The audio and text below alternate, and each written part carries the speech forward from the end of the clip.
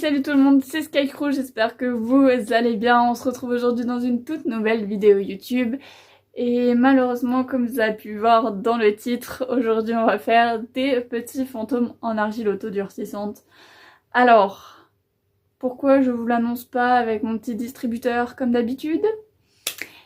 Eh ben, parce que Bibi s'est amusée à supprimer ces fameux rushs du coup de ma vidéo de dimanche dernier pour avoir un maximum de place, hein, sauf que Bibi a mis dans le lot le fameux tirage que j'ai réalisé avec mon petit distributeur où j'écrase mon bonbon.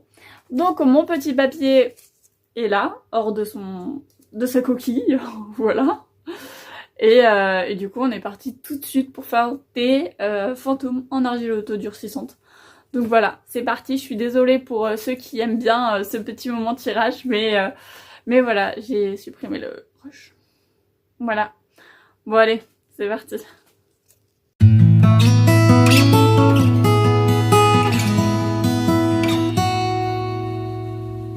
Pour ces deux créations, vous aurez besoin d'argile autodurcissante, de 2 supports et également de quoi étaler. Pour ça, je fais une petite boule. Franchement, niveau grammage, je prends quelque chose quand même d'assez important pour pouvoir faire quand même quelque chose d'assez volumineux. N'hésitez pas à en prendre quand même un bon gros pâté, quitte à avoir un peu trop, c'est pas trop grave. Et là, en fait, je viens du coup tracer un rond, tout simplement. Alors, c'est pas le rond le plus beau du monde, mais voilà, je le fais à main levée, je prends pas de compas ou quoi que ce soit, c'est vraiment pif au pif, comme un peu toujours finalement. Et je viens du coup l'installer sur mon support. Alors pourquoi j'ai pris ce support là, c'est tout simplement parce qu'il a une partie un peu plus haute et comme ça en fait tout simplement ça me fait un petit peu la tête et après je peux manipuler mon argile en bas un peu comme j'ai envie et voilà, du coup ça gardera la forme. Après, pour le support, comme dit, j'ai changé entre temps depuis le début de la vidéo. Là, vous voyez que j'ai pris un sorte de gel douche shampoing. Vraiment, le but c'était d'avoir quelque chose de haut et puis ensuite un peu plus petit en bas, enfin un peu plus large en bas, pardon. Et voilà. Une fois que j'ai du coup à peu près la forme que je veux, je vais venir avec un critérium, évidemment critérium que je n'utilise pas, qui est sans mine, comme la dernière fois. Je vais venir en fait faire les yeux tout simplement. Alors vu que là l'argile est vraiment molle, comme de la pâte, c'est hyper facile. Donc voilà, je plante le critérium et je fais des petits cercles. Et franchement c'est hyper simple à faire, franchement j'ai jamais vu un truc aussi simple. Alors là, je fais bien attention parce que du coup, vu que j'ai fait avec un critérium, la mine de mon critérium est un peu plus fin. Donc par la suite, je viendrai le retravailler. Également aussi, quand il est sec, je viens du coup un petit peu avec mon cutter gratouiller à l'intérieur pour en fait ce qui est friable se casse et que j'ai des beaux yeux tout simplement au final. Là, je viens du coup également avec de l'eau lisser tous les petits détails que je viens de faire, et là comme je vous disais, je reviens et je fais bien attention à ce que j'ai des beaux yeux et voilà, je fais attention aux petits détails et voilà. Ensuite je le dépose pour voir en fait s'il tient debout, parce que mon but c'est que ça tienne debout et pas sur un shampoing. Donc voilà, il tient debout, donc je le laisse sécher.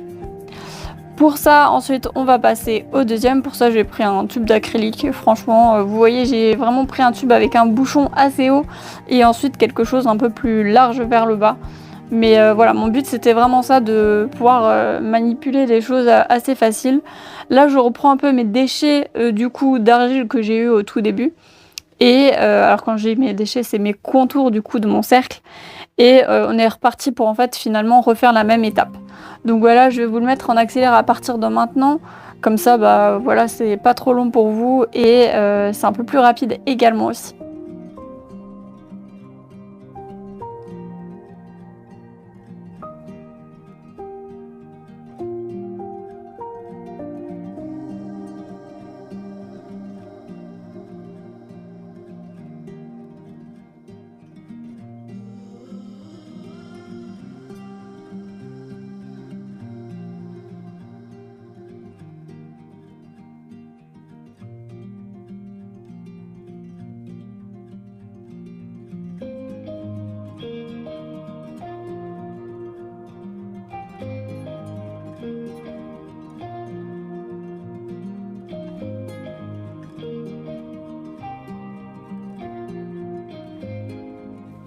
À ce moment-là, du coup, je voulais vous montrer que je l'ai tout simplement, en fait, mon deuxième fantôme installé sur un sorte de porte-téléphone, un cale téléphone, et il y a une sorte de petite figurine en dessous. Donc en fait, ça donnera du volume à mon fantôme.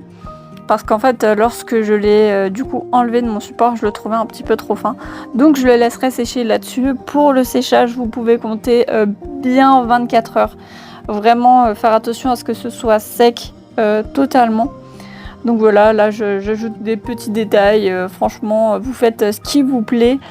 J'ai tout fait vraiment avec mes mains. Vous n'avez pas forcément besoin d'outils à part pour la découpe de l'argile. Mais après, tout se fait vraiment au feeling comme vous avez envie.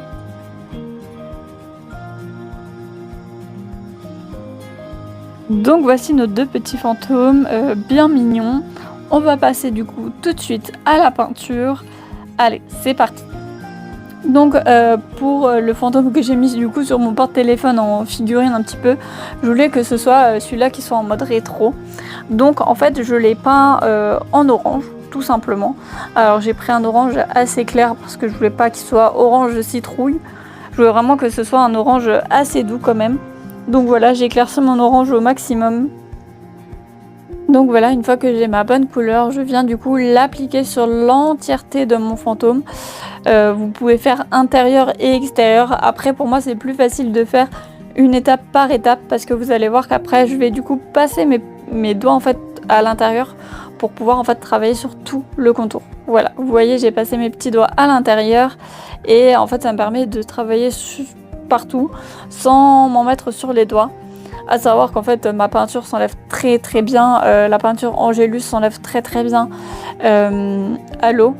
Si jamais vous le saviez pas, mais je travaille avec la peinture Angélus, d'habitude c'est pour le cuir, mais franchement je la kiffe pour absolument toutes mes créations. Donc voilà, je viens bien faire les bords, je viens checker que tout est bien, et en attendant du coup je vais m'occuper du deuxième. Pour ça, je voulais des projections de faux sang. Évidemment, je le répète, ceci est du faux sang, c'est de la peinture. Donc voilà, j'avais un peu la flemme d'aller chercher des gants. Du coup, j'ai pris de l'aluminium que j'ai enroulé autour de mon doigt. Et puis, je suis venue faire des petites éclaboussures. Alors, petit conseil, là, vous voyez que ça fait des tout petits et que ça fait pas très très effet waouh. Du coup, en fait, j'ai rajouté de l'eau dans ma peinture, et là en fait le mélange des deux c'est vraiment juste incroyable, ça fait juste un swatch. Voilà, et là vous voyez du coup j'ai enlevé mon petit morceau d'aluminium, j'y vais avec les doigts et je viens faire du coup des sortes de petites traces dégoulinantes de faux sang. Évidemment c'est de la peinture, donc voilà, et comme je voulais vous montrer, du coup ça s'enlève bien sur les doigts. Là je viens du coup finir les yeux en rouge, ma peinture est sèche.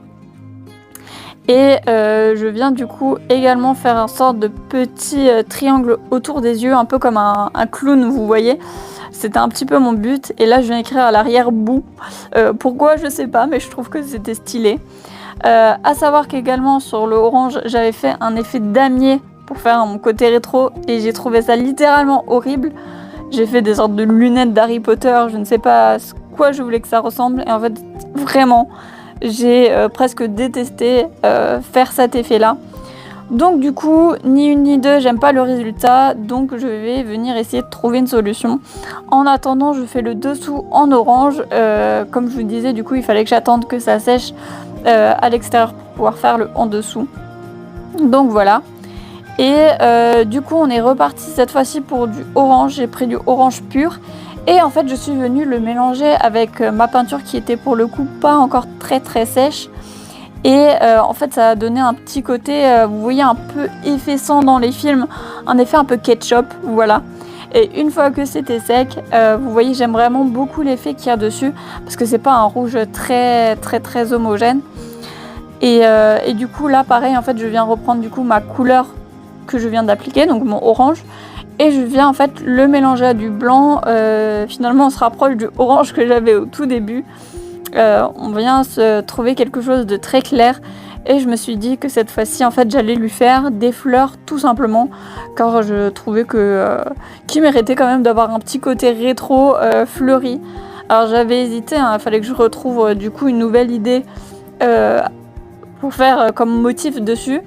Et voilà, j'ai opté pour les fleurs. Tout simplement, je prends mon pinceau et je fais des petits traits.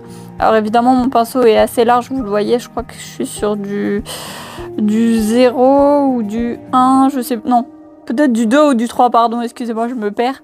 Mais voilà, je suis vraiment sur un gros pinceau. Et voilà, en fait, je viens faire de sortes de petites fleurs.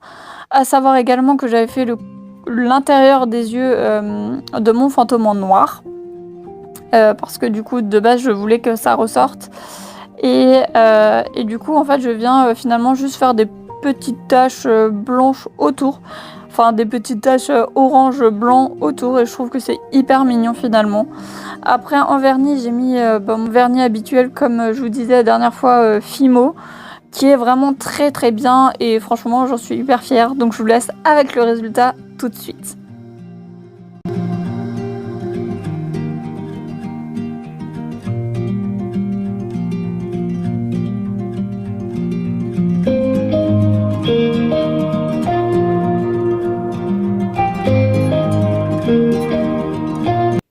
Et voilà les petits pâtés à la compote, ma vidéo sur mes petits fantômes est terminée.